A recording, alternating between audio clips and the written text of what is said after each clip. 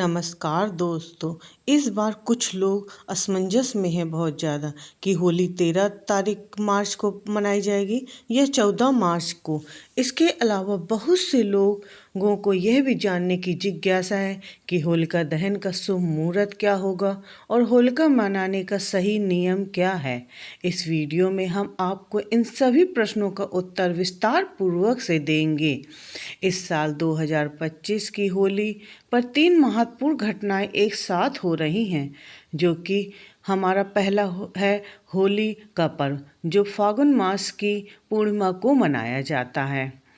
दूसरा, इस बार होली के दिन भद्रा का प्रभाव बताया जा रहा है, जिसे लेकर लोग बहुत चिंतित भी हैं, क्योंकि भद्रा का प्रभाव को सभी लोग मानते हैं। तीसरा, इस दिन चंद्र ग्रहण भी पड़ने वाला है, जिससे इसका धार्मिक ज्योतिषी प्रभाव और भी गहरा हो जाता है। ऐसे में ये जानना आवश्यक हो जाता है कि होलिका की पूजा और होलिका दहन का सही समय क्या है, ताकि हम शुभ फलों की प्राप्ति कर सकें और जान सकें। होली केवल रंगों का त्यौहार नहीं है, बल्कि इसका आध्यात्मिक और धार्मिक महत्व बहुत अधिक है।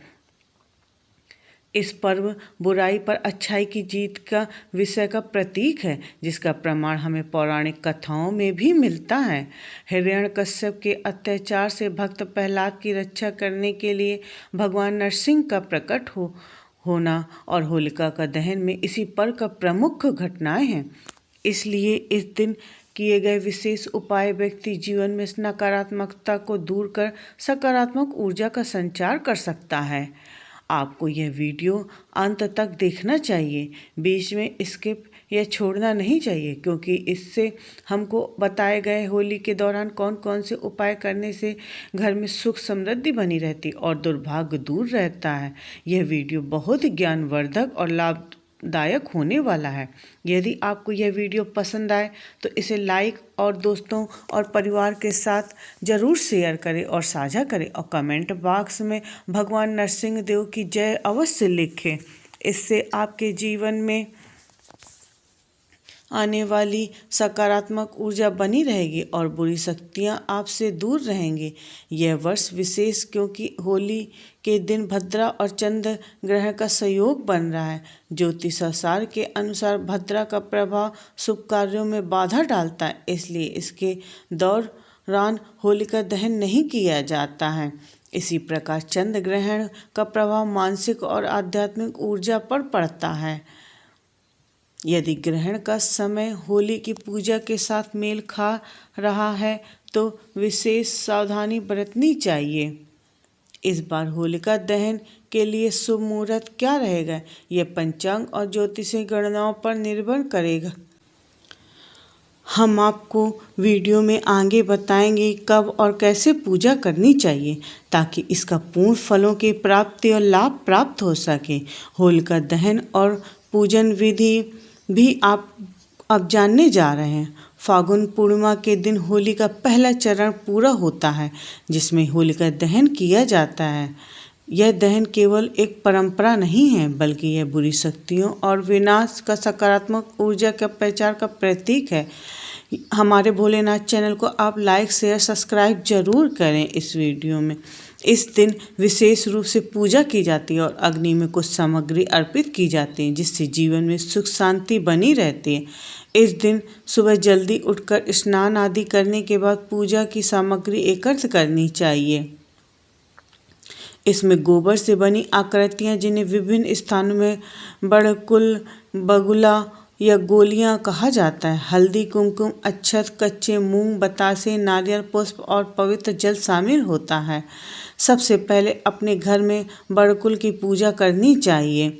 इसे हल्दी, कुमकुम और अक्षत से तिलक कर उस पर पुष्प अर्पित करें और हाथ जोड़कर प्रार्थना करें। इसके बाद इसे पूजा स्थल पर ले जाकर अर्पित करें। होलिका दहन के लिए लकड़ियों और उपलों से पहले से ही होली तैयार की जाती है। जब शुभ मुहूर्त आए तब सबसे पहले होलिका जल अर्पित करें, फिर हल्दी, कुमकुम और अक्षत चढ़ाएं। इसके बाद कच्चे मूंग और बतासे अर्पित करें और दक्षिणा रखें। होलिका की परिक्रमा करते हुए कच्ची सूत को 5 या 7 बार होली के चारों ओर लपेट और फिर हाथ जोड़कर प्रणाम करें। होलिका दहन केवल एक परंपरा नहीं है, बल्कि यह हमारा जीवन की से नकारात्मक ऊर्जा को दूर करने का आध्यात्मिक उपाय भी है। यह बहुत ही महत्वपूर्ण होता है। ऐसा माना जाता है कि इस दिन होलिका की अग्नि में नारियल, मूंग, बतासे आदि अर्पित करने से घर में सुख शांति बनी रहती और बुरी शक्तियां दूर रहती हैं। इस दिन की राख को अगले दिन घर लाकर दरवाजे पर लगाने से नकारात्मकता दूर होती है और घर में समृद्धि बनी रहती है और आती है समृद्धि। रंगों का होली, धुरेड़ी और विशेष उपाय। आइए जानते हैं। होलिका दहन के अगले दिन रंगों की होली मनाई जाती है, जिसे धुरेड़ी भी कहते हैं। इस दिन रंग, गुलाल और फूलों से होली खेलना शुभ माना जाता है। इसके अलावा इस दिन कुछ विशेष उपाय करने से जीवन में सुख समृद्धि बनी रहती है।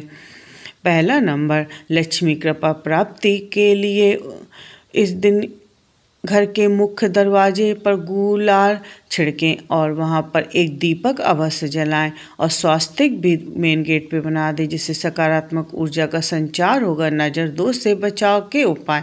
होली की अग्नि में सूखा नारियल जलाने से बुरी नज़र और नकारात्मक ऊर्जा का प्रभाव कम होता है।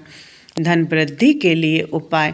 होलिका की राख को लाल कपड़े में बांधकर तिजोरी में रखने से आर्थिक स्थिति मजबूत होती है और पैसे की कभी कभी कमी नहीं रहती है। स्वास्थ्य के लिए उपाय। होली के दिन गुड़ और काले तिल का दान करने से परिवार में स्वास्थ्य संबंधी समस्याएं कम होती हैं और कोसों दूर रहती हैं। जब होलिका दहन किया जाता है तो बहुत से लोगों के मन में यह प्रश्न भी आता है कि इस दिन देवता का आवाहन करना चाहिए और किसकी पूजा करनी चाहिए। इस दिन विशेष रूप से भगवान नरसिंह की पूजा की जाती है, जो भगवान श्री हरि विष्णु के ही एक रूप हैं। नरसिंह भगवान ने भक्त प्रहलाद की रक्षा के लिए प्रकट होकर हिरण्यकश्यप का वध किया था, जो होलिका का ही भाई है। इसलिए इस दिन भगवान नरसिंह की आराधना करना अत्यंत शुभ माना जाता है। पूजन विधि के अनुसार आपको भगवान नरसिंह को चंदन अर्पित करना चाहिए, पुष्प चढ़ाने चाहिए और रोली चढ़ानी चाहिए। 5 प्रकार के अनाज अर्पित करने चाहिए। इसके बाद सूत के धागे से होलिका के चारों ओर 5 या 7 चक्कर लगाकर उसे लपेट देना चाहिए और फिर गुलाल अर्पित करना चाहिए। यह पूरी विधि होलिका पूजन के लिए आवश्यक मानी जाती हैगी। आइए दोस्तों, होलिका पूजन पूरा हो जाए तो अब घर वापस लौटें तो एक विशेष प्रकार का दीपक अवश्य जलाना चाहिए। इसे बहुत ही शुभ माना जाता है।